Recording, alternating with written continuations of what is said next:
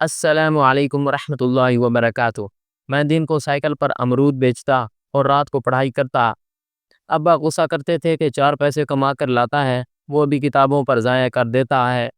گھر والوں کو بتائے بنا میں نے مقابلے کا امتحان دیا۔ جس دن رزلٹ آنا تھا، امرود بیچ کر جیسے ہی گھر پہنچا تو گھر کے سامنے لوگوں کا ہجوم جمع تھا۔ ٹی وی اور میڈیا والے اکٹھے ہو چکے تھے۔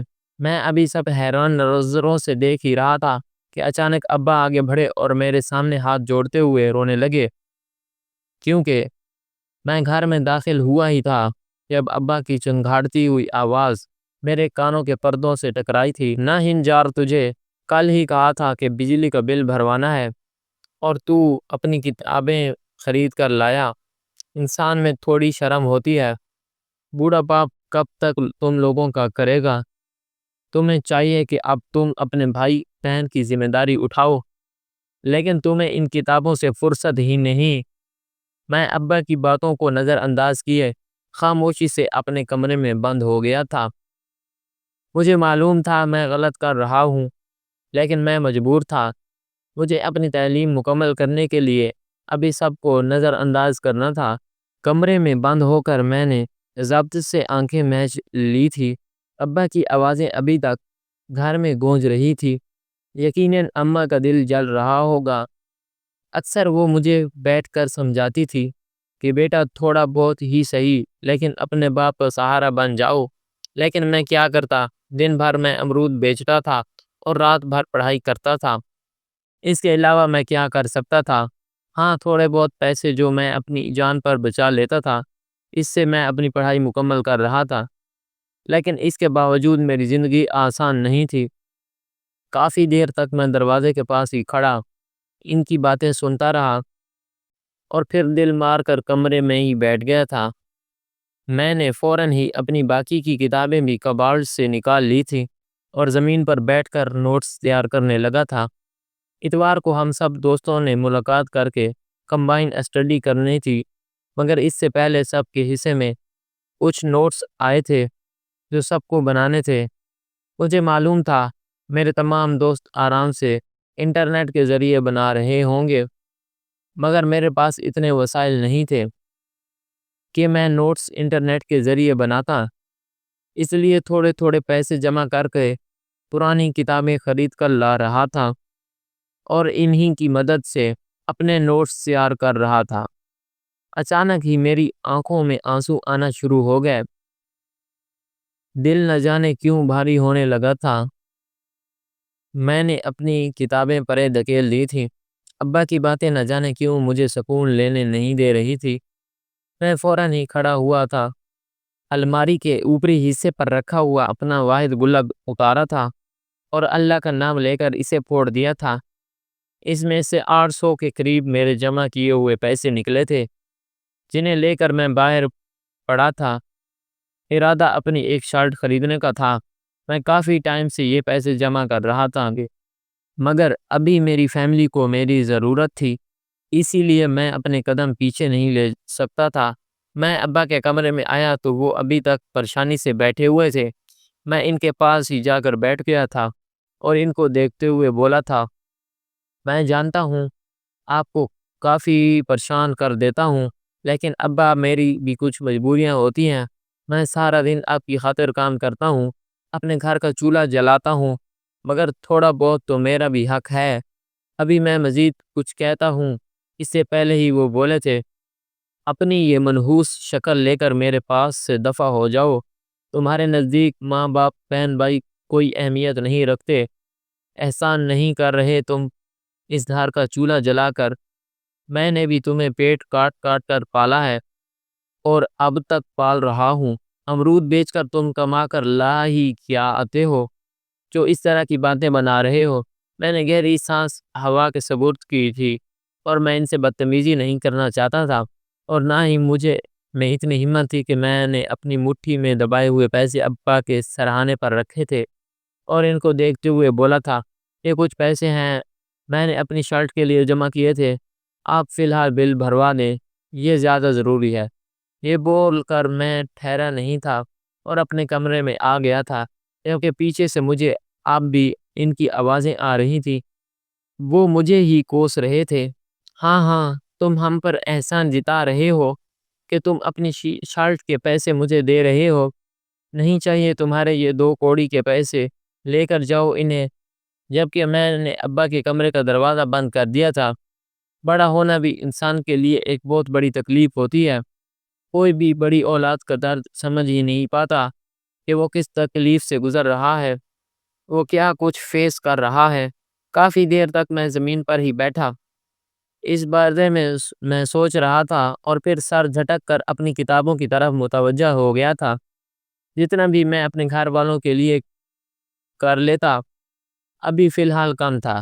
مجھے ابھی محنت کرنی تھی تاکہ میں اپنے خاندان کو ہر وہ سہولت میسر کر سکوں جس کے وہ مستحق ہیں۔ کافی دیر تک میں نے نوٹس بنانے کی کوشش کی تھی، لیکن آج دماغ بالکل کام نہیں کر رہا تھا۔ دکھ اتنا تھا کہ لفظوں میں بیان نہیں کر سکتا تھا۔ میں نے اپنی تمام کتابیں بند کر کے واپس رکھ دی تھی اور بستر پر لیٹ گیا تھا۔ آنکھوں سے آنسو نہ جانے کیوں بہنے لگے تھے۔ غربت انسان کو مار دیتی ہے، اور آج یہ غربت نہ جانے کیوں میرے سینے میں خنجر گھونپ رہی تھی۔ پوری رات میری روتے روتے ہی گزر گئی۔ میں اپنی تکلیف کسی کو بیان نہیں کرتا تھا، نہ ہی کسی کے سامنے اپنے آنسو دکھاتا تھا، مگر تنہائی مجھے کاٹ کھانے کو دوڑتی تھی۔ تقریباً صبح 4 بجے کے قریب میں نے گہری سانس لے کر اپنے اندر اٹھتے وہ بال کو ٹھنڈا کیا تھا اور واش روم جا کر وضو بنایا تھا۔ تھوڑی دیر بعد ہی اذان فجر ہونا شروع ہو گئی تھی۔ میں فوراً ہی باہر آ گیا۔ اذان کو مکمل ہوتے ہی میں نے نماز کے لیے کھڑا ہو گیا تھا۔ فجر کی نماز ادا کر کے میں نے بارگاہ الہی میں ہاتھ بلند کیے تھے اور اپنے رب کو مخاطب کرتے ہوئے بولا تھا: اے دو جہاں کے مالک، اے میرے اللہ، اے میرے پاک پروردگار، اے رحمان، تو سب جانتا ہے میرا دل کیسا ہے، میں اپنے خاندان کے لیے کتنا مخلص ہوں۔ یا اللہ، ان سب کے دلوں میں میرے لیے رحم عطا فرما اور میری زندگی کو آسان فرما۔ میری روزی میں برکت دے اور مجھے اس مشکل وقت میں راحت عطا فرما۔ یا اللہ، میں کامیاب ہونا چاہتا ہوں، میں اپنے امتحانات میں پاس ہونا چاہتا ہوں۔ بس تو کرم کر کے دے تیرے، بس ایک کن کا محتاج ہوں۔ میں کافی دیر تک جائے نماز پر بیٹھا، میں اپنے رب سے دعائیں ہی مانگتا رہا تھا۔ کئی بار میری زبان پر شکوہ بھی آیا تھا کہ اے اللہ، میرے ساتھ ایسا کیوں ہوتا ہے؟ میں سب کے لیے کچھ نہ کچھ کرنے کی کوشش کرتا ہوں، مگر بدلے میں مجھے وہ محبت کیوں نہیں ملتی؟ مگر میں یہ الفاظ اپنی زبان سے ادا نہیں کر رہا تھا، بس لبوں پر ایک ہی الفاظ جاری تھے: تیری ذات کا شکر ہے، تو نے بہت عطا کیا ہے، بس رحم عطا فرما، اپنی نظر کرم عطا فرما۔ کافی دیر جائے نماز پر بیٹھے رہنے کے بعد میں نے اللہ کا نام لے کر ایک بار پھر کتابیں نکالی تھی۔ میں اپنا وقت ضائع نہیں کر سکتا تھا۔ تقریباً صبح 9 بجے تک میں نے پڑھائی کی تھی، اور پھر باہر آ کر اپنی سائیکل صاف کرنے لگا تھا، کیونکہ تھوڑی دیر بعد مجھے امرود لے کر نکلنا تھا۔ ابھی میں اپنی سائیکل صاف ہی کر رہا تھا جب اچانک ابا نے وہی پیسے جو میں نے رات کو انہیں دیے تھے وہ میرے منہ پر مار رہے تھے۔ میں نے گھبرا کر ان کی طرف دیکھا تھا۔ وہ مجھے دیکھتے ہوئے بولے تھے: رات کو کہا تھا نہ، یہ نہیں چاہیے مجھے، پھر کیوں میرے سرہانے تم چھوڑ کر گئے تھے؟ مجھے تمہارا احسان نہیں چاہیے، تم نے مجھے کہیں کا نہیں چھوڑا۔ جتنی بے عزتی تم نے میری کروانی تھی تم کروا چکے ہو۔ اب یہ پیسے رکھو اور اپنا گزارا خود کرو، میرا اور تمہارا اب کوئی تعلق نہیں ہے۔ میں اپنے چھوٹے بچوں کا پیٹ پال لوں گا۔ ابا کی بات سن کر میں فوراً بولا تھا: کیا ہو گیا ہے آپ کو؟ میں نے کچھ نہیں کیا، آپ سے ایک بات کہی تھی کہ آپ بلا وجہ غصہ کر رہے ہیں۔ میں مزید کچھ کہتا اس سے پہلے ہی انہوں نے ایک زوردار لات میری کمر میں ماری تھی اور مجھے دیکھتے ہوئے بولے تھے: کہا ہے نا خاموش رہو، ورنہ تمہاری چمڑی ادھیڑ دوں گا۔ ان کی بات سن کر میں چپ ہو گیا تھا۔ میری کمر میں تکلیف کی ایک لہر دوڑی گئی تھی، لیکن میں پھر بھی کچھ نہیں بولا تھا۔ خاموشی سے پیسے اٹھا کر جیب میں رکھ لیے تھے اور جلدی جلدی سائیکل صاف کر کے گھر سے نکل گیا تھا۔ میں بے وجہ کی بدمزگی نہیں چاہتا تھا۔ تکلیف حد سے زیادہ تھی، لیکن اب میں اپنے چہرے پر سختی کا خول چڑھا لیا تھا۔ گرمیوں کی یہ سخت دوپہر میرا پورا وجود جھلسا رہی تھی، مگر میں اپنی تمام تر تکلیفیں بھلائے چاروں ڈگر گھوم کر امرود بیچ رہا تھا۔ آج نہ جانے اللہ کا احسان تھا، میری قسمت آج آمدنی کافی اچھی ہوئی تھی۔ شام سے پہلے ہی میرے سارے امرود فروخت ہو گئے تھے، مگر میں گھر نہیں گیا تھا کیونکہ جانتا تھا یہ وقت ابا کے گھر آنے کا ہے، اور اس وقت ان کا پارا ہمیشہ ہی چڑھا رہتا تھا۔ میں ایک طرف چھاؤں میں اپنی سائیکل لے کر بیٹھ گیا تھا اور اپنی کتاب نکال کر اس سے بیٹھ کر پڑھنے لگا تھا۔ بار بار میری آنکھوں میں آنسو آ رہے تھے۔ ابا کا رویہ بار بار میری آنکھوں کے سامنے آ رہا تھا، مگر میں سر چٹکتا جا رہا تھا۔ انسان زندگی میں کسی بھی دکھ سے گزر جاتا ہے، لیکن ماں باپ کی بے اعتنائی اسے مار دیتی ہے۔ کافی دیر تک میں وہیں بیٹھا ایک ٹاپک کو یاد کرتا رہا تھا، اور پھر تقریباً شام کے بعد میں نے گھر کی راہ لی تھی۔ میں اپنی سائیکل لے کر گھر میں داخل ہوا تو میری اماں روتے ہوئے میرے سینے سے لگ گئی تھی۔ ان کو روتا دیکھ کر میں نے پریشان ہو کر ان سے پوچھا تھا، کیا ہوا، سب ٹھیک ہے؟ ابا کہاں پر ہیں؟ ابا کو کچھ ہوا ہے کیا؟ میری بات سن کر وہ تڑپ کر بولی تھی، تم نے وقت دیکھا ہے کیا ہو رہا ہے؟ تمہاری ماں کا یہاں جان سولی پر اٹکی ہوئی تھی۔ تم جانتے ہو میرے دل پر کیا گزرتی ہے جب تم وقت سے گھر نہیں آتے۔ مجھے کیا معلوم صبح تم دونوں باپ بیٹے کے درمیان کیا ہوا تھا۔ تم بے وجہ اپنے باپ کی سزا ماں کو کیوں دیتے ہو؟ ان کی بات سن کر میں نرمی سے بولا تھا، اماں کیا ہو گیا ہے آپ کو؟ میں کہاں جاؤں گا، اسی گھر میں رہتا ہوں، یہی واپس لوٹ کر آؤں گا۔ آج میں نے سوچا تھا کہ تھوڑا اور وقت لگا کر سارے امرود بیچ دیتا ہوں، پھر کل منڈی چلا جاؤں گا۔ آپ کیوں الٹا سیدھا سوچ رہی ہیں؟ آپ کے بغیر میں ایک پل بھی نہیں رہ سکتا۔ میری بات سن کر وہ مزید سسک پڑی تھی، جبکہ میں نے انہیں سختی سے اپنے گرد بھیجے لیا تھا۔ پورا دن میرے جلتے تڑپتے گزرا تھا، مگر اب میری ماں کی محبت دیکھ کر ایسا لگتا جیسے کسی نے جلتے سینے پر ٹھنڈی پھوڑ ڈالی ہو۔ کافی دیر تک وہ میرے سینے سے لگی نہ جانے کچھ بولتی رہی تھی، اور پھر مجھے چارپائی پر بیٹھاتے ہوئے بولی تھی، ٹھہرو میں تمہارے لیے کھانا لگاتی ہوں، میرے بچے نے کچھ نہیں کھایا ہوگا۔ ایک تو تمہارے ابا بھی نہ بس ہر وقت تمہارے سر پر سوار رہتے ہیں۔ جب تم نے کل بل کے پیسے دے دیے تھے تو ان کو چاہیے تھا کہ بل بھرو دیتے، مگر بے وجہ کا تماشا کرنے کی ان کی جوانی سے عادت ہے۔ پہلے تمہارے چاچو کے پیچھے لگے رہتے تھے، اب انہوں نے تمہارا پیچھا پکڑ لیا۔ اماں کی بات سن کر میں دھیما مسکرایا تھا۔ اماں اور ابا کی بہت کم ہی بنتی تھی، لیکن ایک دوسرے سے بے انتہا محبت کرتے تھے۔ ایک اگر ذرا بھی تکلیف میں آتا تھا تو دوسرا ایسے تڑپتا تھا جیسے جوانی کی محبت ہو۔ کافی دیر تک وہ مجھے یہاں سے وہاں کی باتیں کرتے ہوئے اپنے ہاتھ سے کھانا کھلانے لگی تھی۔ زندگی میں اگر پوری دنیا بھی آپ کے خلاف ہو، تب بھی ماں ہمیشہ آپ کے ساتھ ہی کھڑی رہتی ہے۔ تھوڑی دیر بعد میں ان کا ماتھا چوم کر کھڑا ہو گیا۔ میرا موڈ اب کافی بحال تھا، میرا ارادہ اب پڑھائی کرنے کا تھا۔ میں نے دل میں ارادہ باندھ لیا تھا کہ آج میں نوٹس کمپلیٹ کر کے ہی رہوں گا، کیونکہ 2 دن بعد ہم سب دوستوں کی ملاقات تھی، اور اگر میرے نوٹس مکمل نہیں ہوتے تو بے وجہ کی باتیں میرے حصے میں آتی، اور میں کسی بھی قسم کی باتیں سننے کا روادار نہیں تھا۔ کمرے میں آتے ہی میں نے کمرے کا دروازہ بند کر دیا تھا اور پچھلے حصے کی کھڑکی کھول دی تھی۔ کتاب لے کر میں ایک بار پھر زمین پر بیٹھ گیا تھا اور کام کرنا شروع کر دیا تھا۔ وقت دھیرے دھیرے گزرتا جا رہا تھا۔ تقریباً رات 3 بجے تک میں نے پڑھائی کی تھی اور پھر کتابیں بند کر کے رکھ دی تھی، کیونکہ صبح 6 بجے تک مجھے منڈی بھی جانا تھا۔ لیٹتے ہی میں نے کب نیند کی وادیوں میں گیا، مجھے کچھ علم نہیں ہوا تھا۔ میری آنکھ اماں کے پکارنے پر ہی کھلی تھی۔ میں فوراً ہی جاگ گیا تھا۔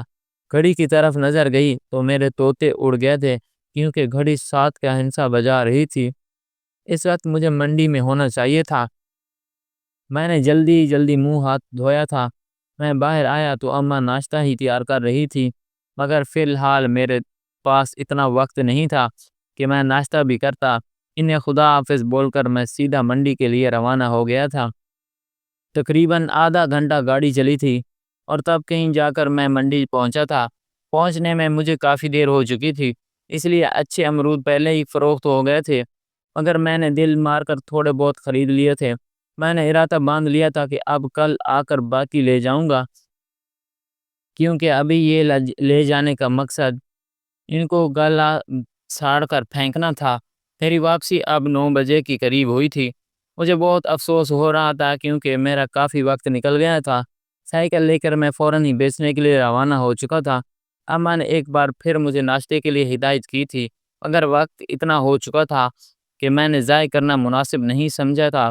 گلیوں میں نکلتے ہی کافی لوگوں نے مجھ سے شکوہ کرنا شروع کر دیا تھا کہ ہم تمہارا ہی کب سے انتظار کر رہے تھے۔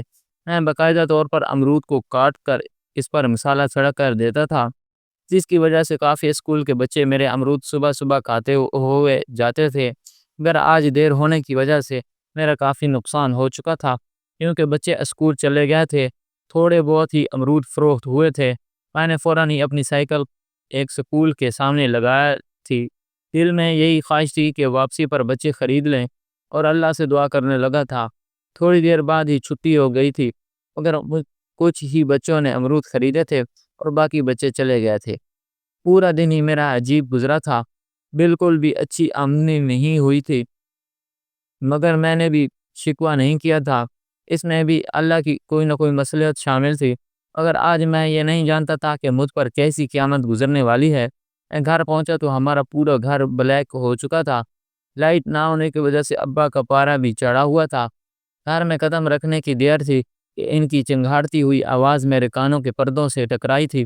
کتنی دفعہ کہا تھا بل بھر دو، لیکن نہیں، باپ کو ہی ختم کرنا ہے، کیونکہ میں اس بار ان کے قدر حیرانگی سے دیکھا تھا۔ دل تو کیا کہ اچھی خاصی سنا دوں، جب میں نے پیسے دیے تھے تو آپ نے بل کیوں نہیں بھرا؟ آپ بے وجہ کی باتیں بنانے کا کیا مقصد؟ اگر فی الحال میں نے چپ چاپ بل اٹھایا تھا اور دکان کی طرف بڑھ گیا تھا۔ بل بھروا دینے کے بعد جب میں لوٹا تو ابا الیکٹریشین سے تار جڑوا رہے تھے جو نمائندے کے لوگ کاٹ کر لے گئے تھے۔ میں نے اپنا سر جھٹک دیا تھا اور اماں کو دیکھتے ہوئے بولا تھا، مجھے بہت بھوک لگ رہی ہے، صبح سے ناشتہ بھی نہیں کیا، بس 2 امرود کھائے ہیں، آپ کھانا دے دیں۔ جبکہ وہ تو یہ بات سنتے ہی طرف اٹھی تھی اور مجھے دیکھتے ہوئے بولی تھی، تمہیں کتنا روکا تھا، لیکن تمہیں میری بات سمجھ ہی نہیں آتی۔ ماں کی تمہیں پرواہ ہی نہیں ہے۔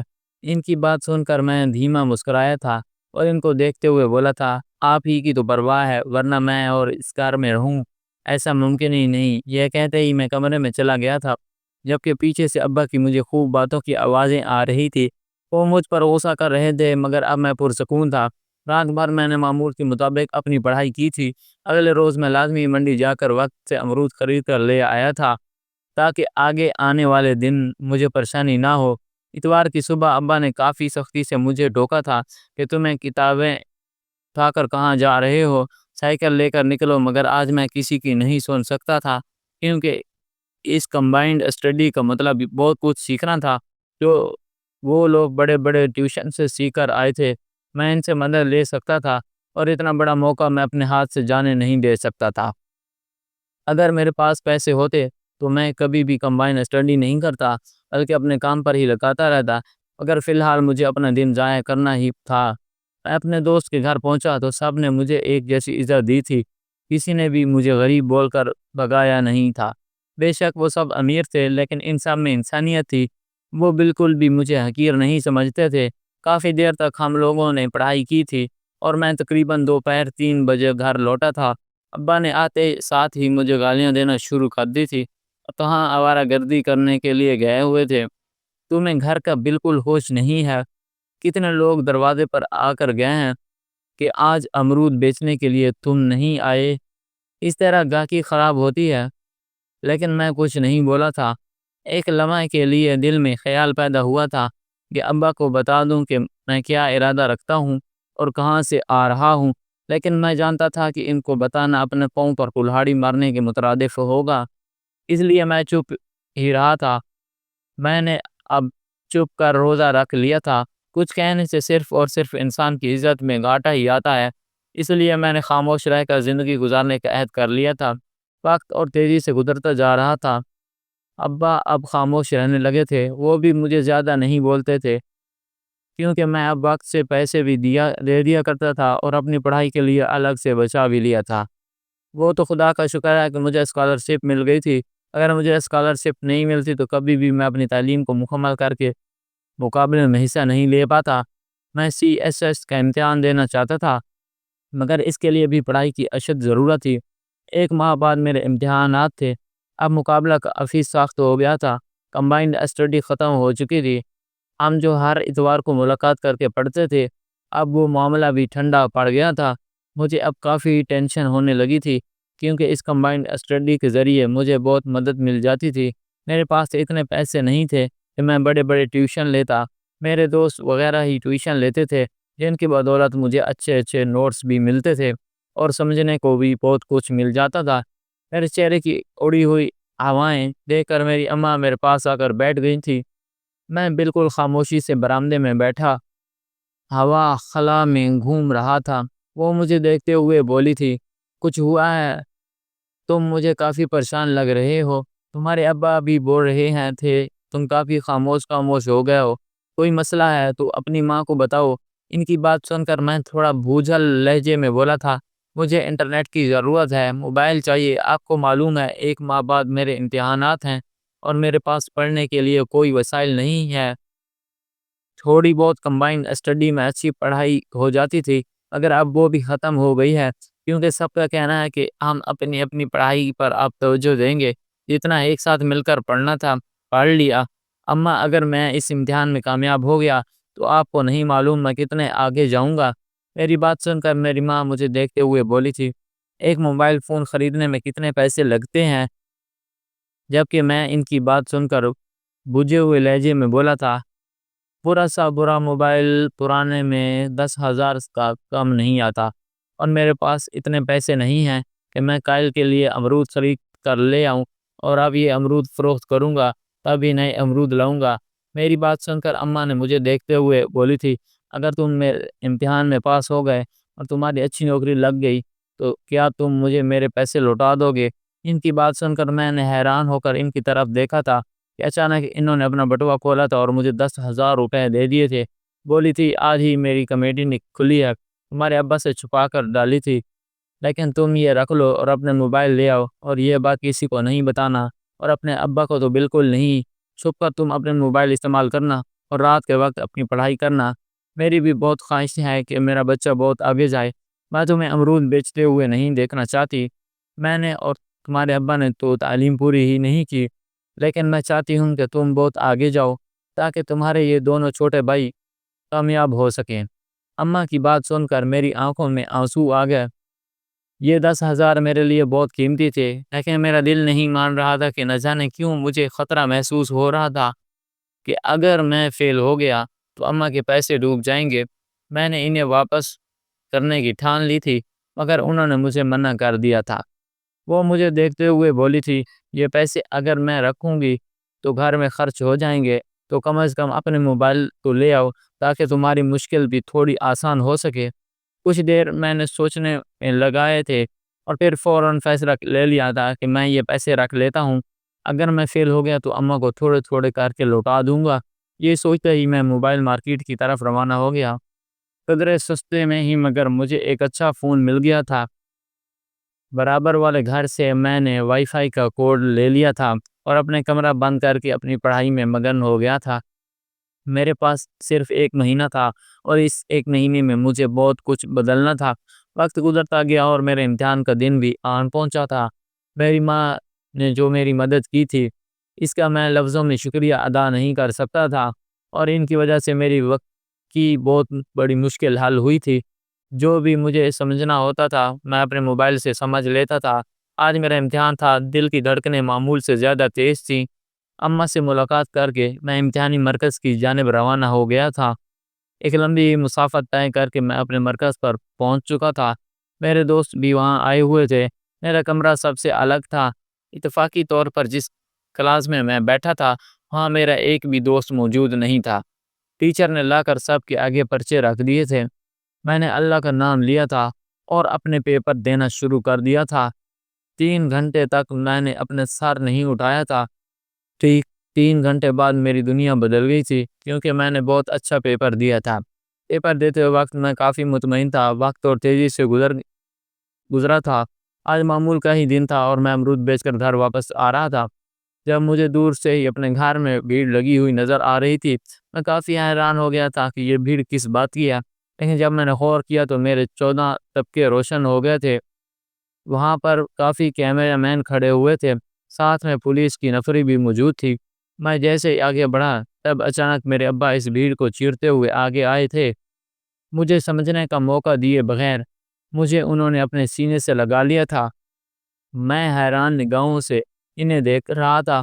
مجھے بالکل بھی یقین نہیں آ رہا تھا کہ ابا نے مجھے گلے سے لگایا ہے اور میرے آگے ہاتھ جوڑتے ہوئے بولے تھے، مجھے معاف کر دو خالد، میں نے تمہارے جذبات نہیں سمجھے، تمہاری محنت نہیں دیکھی، مگر آج تمہاری خاموش محنت نے پورے شہر میں ڈھنڈورا پیٹ دیا ہے۔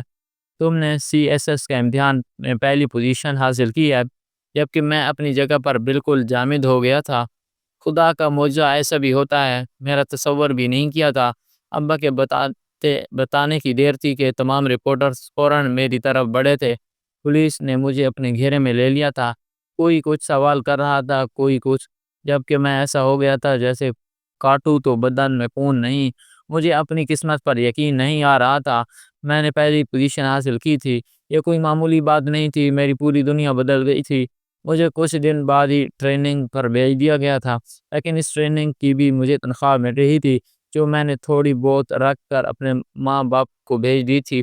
میں جانتا تھا کہ اب ہمارے گھر کے حالات تبدیل ہو جائیں گے، لیکن دل میں ایک عجیب کھلا تھا۔ ابا نے میرے آگے ہاتھ کیوں جوڑے، اس بات سے میرا دل ہمیشہ ہی اداس رہتا تھا۔ ایک بہترین ٹریننگ کے بعد مجھے افسر بنا دیا تھا۔ میری زندگی اب دھیرے دھیرے تبدیل ہونا شروع ہو گئی تھی۔